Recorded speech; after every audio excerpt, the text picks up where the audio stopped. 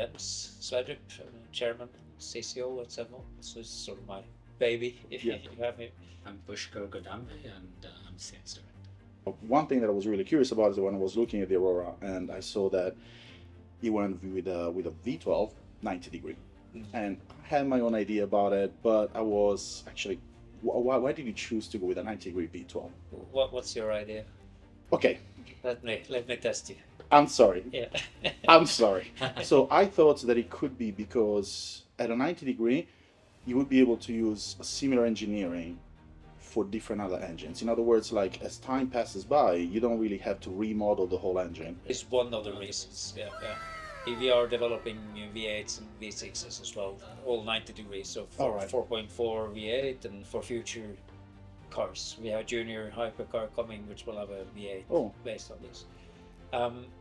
Secondly, if you look at the cars, in particular the Agil, because we have now the whole sides of the cars are open, right? We're not running the air over the car, we're running it through the car, which means there's simply not space for it. So we need a narrow engine, basically. The whole philosophy behind the project was, let's try to turn, well, we want to implement Danish design and make them look distinctly Danish, which I think we managed. But then we wanted to see how far we could push everything. So we never set out with performance numbers in mind, which is the normal way for car manufacturers. We sort of just set out to do the best we could. The performance, however impressive it is a side effect. I see. We don't want performance to get in the way of making a good car. These cars should be fun to drive in 50 kilometers an hour as well. There is one thing that actually I didn't notice, but it's another YouTuber that noticed, and then after that I cannot stop seeing it. The design of the Aurora is extremely different from anything else that I've seen before, even at Zenvo. But I noticed that there is these 3 lines that are constantly there. We call it the speed lines. Yes, those ones. Is that a conscious choice? Is that something that you did because you wanted to recall the older models? Definitely, yeah. It's and I also think it's a good philosophy. So it's Christian Brandt, our head of design. He had this idea probably like 20-30 years ago, that where he strongly feels like if there's like 3 lines going, it feels like the car it looks faster basically than one long flowing line. We were looking at, okay, what sort of defines a Zenvo? Like what sort of design language do we need to carry over, since we were doing a big design change. With the aero, our biggest struggle is that we have too much downforce. Having too much downforce, would you consider that to be a good problem too? I mean, downforce doesn't make the car more fun to drive. You could have a lot of downforce, but it would mean you would have understeer in every roundabout, right? For us, it's more about finding this balance. On a track, it's great. Not as much. But on the street, it might be, Yeah. There's quite a lot happening there, actually. We're experimenting with some cool stuff. Morphing body panels, basically, where you have the winglets in front. We're experimenting with a technology that makes it possible for them to change shape, to bleed off downforce when you need it. It's not hydraulics, it's super lightweight, so triggered by air, basically. Part of the challenge is to make downforce in lower speeds too, to make it more usable, right? Because otherwise you will create understeer. So let's say that someone my size, as you may have noticed, I'm a little bit on the large side, and if somebody like me wanted to buy a car like that, is there any realm where I could fit it in, for example, or can there be any kind of customizations that can be made to the cockpit where somebody my size would fit? You can be really tall, first of all. Compared to other comparable hypercars, I think this is probably your best bet, I would say. Yeah, this and the Jesko probably.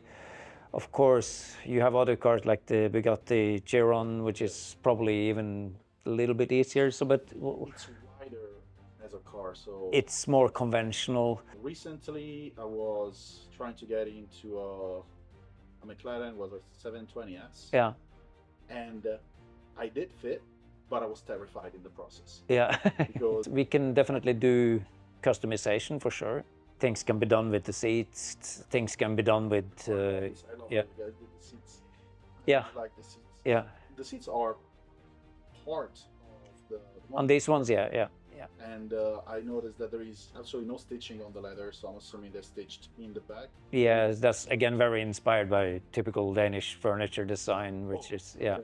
which you see all the classics, contemporary furniture from the 50s, 60s, 70s. They're always without stitches. It's just it's actually a lot harder. Yeah, Yeah. it does. Yeah. It takes a lot more, from the craft than having plenty of cross stitching everywhere. And It gets noticed though. I think it was one of the big inspiration sources. Also, I brought on board. It's like, okay, who's the most famous Danish designer? It's this guy called Arne Jacobsen. He's an architect and designer, and he's. So you would have seen the Swan chair, and you've seen Austin Powers, Mr. Evil, Dr. Evil is it? Yeah, so you will have seen his furniture basically at so many places. So I see electric as the future. I just like to say that I don't want to be part of that future, at least not fully. Yeah, I like my engines, and I'm not against motors, electric motors, of course, but personally, like I cannot get myself to accept a world where there are no engines. First of all, I think your concern is a little bit over. I think people are still riding horses. We ride them not because we need to ride them, we ride them because it's a recreational thing to do, right? We're not driving hypercars for efficiency, and we're doing it because of emotional factors. Having said that, of course, we have a responsibility to be, green as well. So these engines are prepared for e-fuels, basically. I mean, where do I stand? I mean, I'm a car guy. I mean, That already answers. Exactly. my whole life, like growing up, like the sound of V12, it's the old, I mean, you can have 16 cylinders, you can have 20 or 100, I don't care. Nothing sounds like a V12. It just has this emotional, very vocal sound, which, makes your hair stand up, right? It was funny because I thought it was my ego a little bit, when we were starting this project.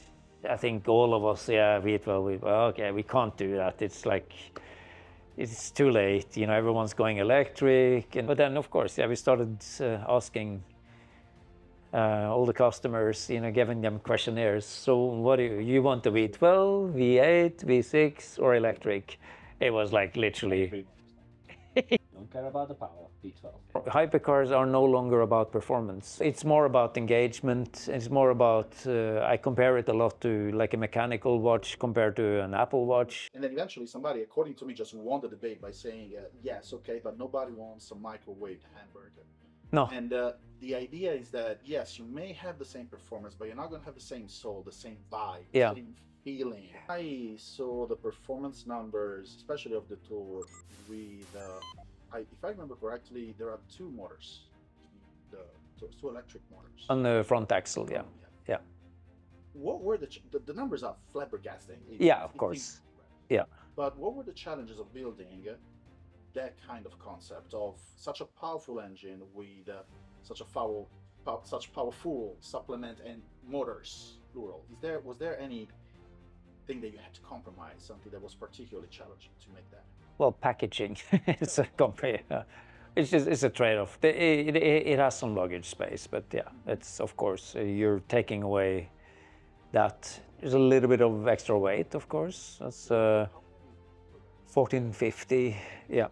So again, it is very lightweight for what it is. Got a 4.5 kilowatt-hour battery pack, and it's still very lightweight. Whilst the Agil maybe takes a little bit of a different driver, you can't, you have to watch the conditions a little bit more.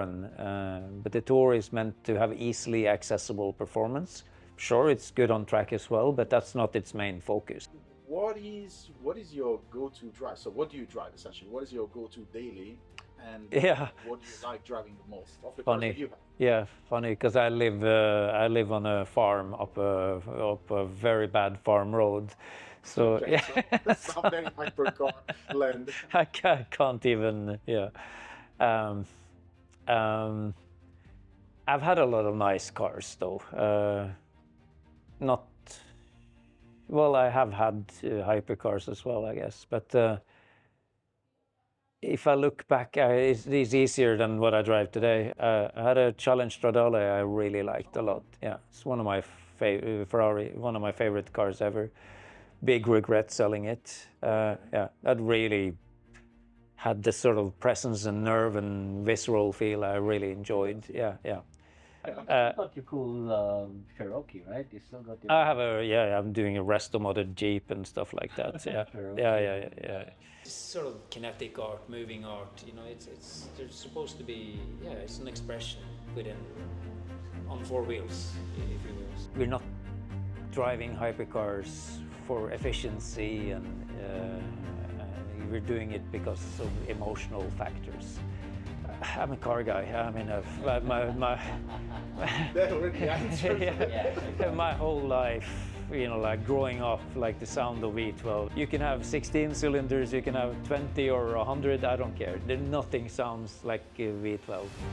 It just has this emotional, very vocal sound, which, you know, makes your hair stand up, right?